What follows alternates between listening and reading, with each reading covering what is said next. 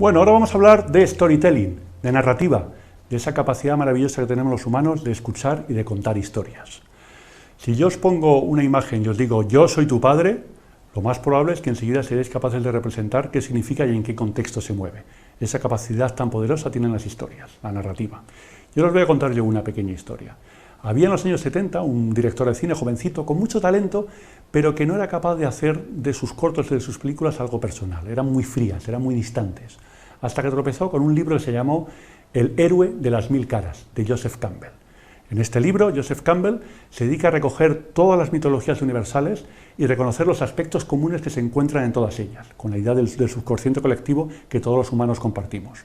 Bueno, al reconocer esos elementos comunes, lo que reconoció básicamente fue la estructura básica de la narrativa universal, esa capacidad de sentirnos absorbidos por una historia bien contada, ya sea en el cine, ya sea en la televisión, ya sea en la radio o ya sea delante del fuego en la caverna.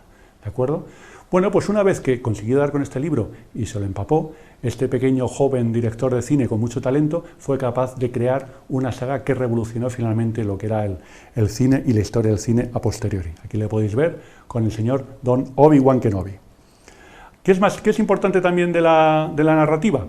Que todo tiene narrativa, que tienes que utilizarlo y que después hasta los planteamientos más básicos de narrativa son muy poderosos. Y estoy hablando de lo que es planteamiento, nudo y desenlace.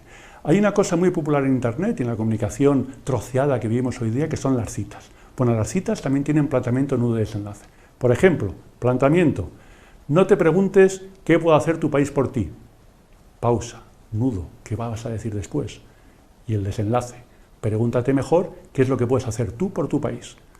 Bueno, esta cita, si la conocéis, o si la habéis reconocido, sabéis que es de John Fitzgerald Kennedy. Es una cita de un discurso suyo en los años de la Guerra Fría.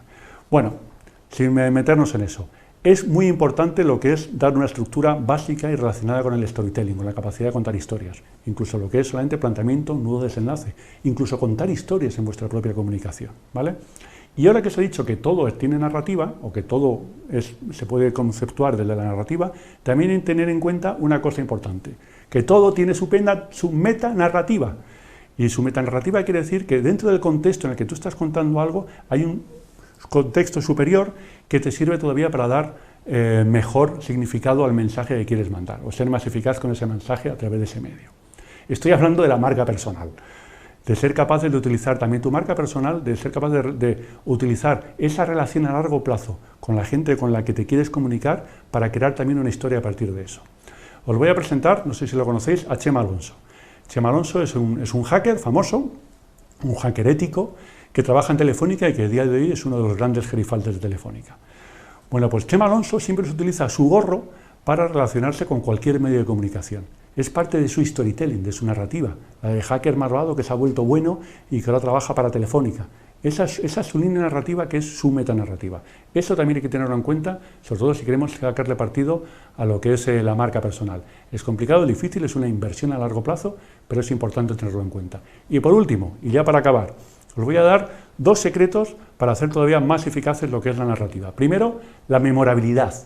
La memorabilidad quiere decir ponerle emoción, ponerle entusiasmo, ponerles una capacidad de suspense, ponerle chicha, lo que sea, porque eso va a hacer que tu historia o cualquier concepto en el que tú enmarques esa historia sea más memorable.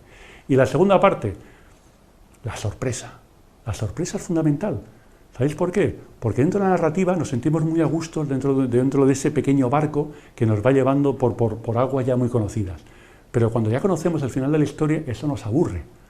También hay que meter un pequeño elemento de suspense, de sorpresa, de capacidad de asombro, de ser capaces de ir un poquito más allá. A todos nos gusta leer libros o ver películas. Una de las series más famosas que ha habido en la historia es Juego de Tronos.